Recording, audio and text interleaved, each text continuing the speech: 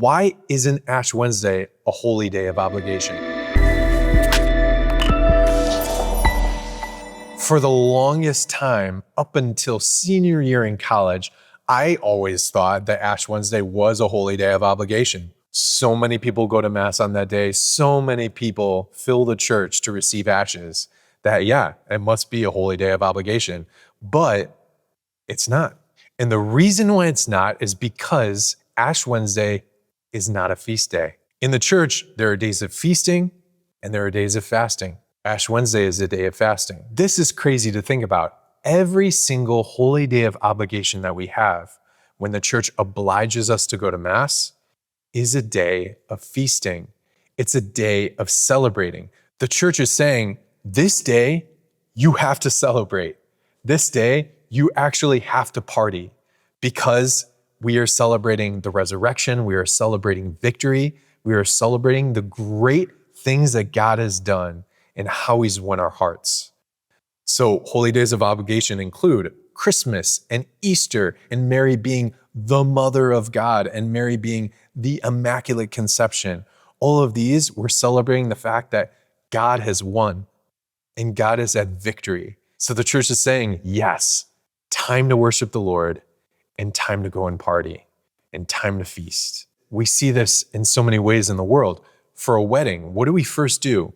We first reverence and honor the couple, and then we go and party and dance the night away. So another example is 4th of July. 4th of July, we honor and reverence our country and those who gave their lives for our country. And then we go and celebrate and shoot off fireworks and have amazing picnics and parties. Same with holy days of obligation. First, we honor and reverence and worship God who gave us the greatest gift, himself. And then the church is like, yeah, go and party, go and feast, go dance the night away, shoot off fireworks, have an amazing time because God has won and God has had victory and Jesus Christ is resurrected. If that's the stipulations for a holy day of obligation, then Ash Wednesday doesn't fit that because it's a day of fasting.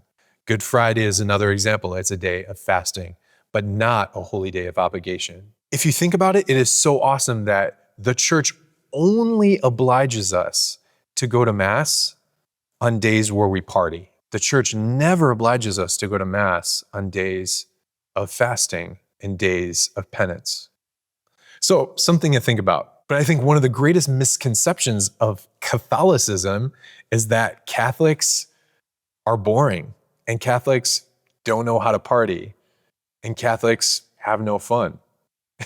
It's literally the opposite, where the church obliges us to go and have fun and feast and party because Jesus won and he's had victory and we get him forever. Love you, praying for you. This is Spirit Juice. Peace. You know those questions that are tricky questions about the faith that really stir the pot? I want those. Send it to askapriest@spiritjuice.org and you might be featured on the next episode. Spirit Juice got answers. Peace.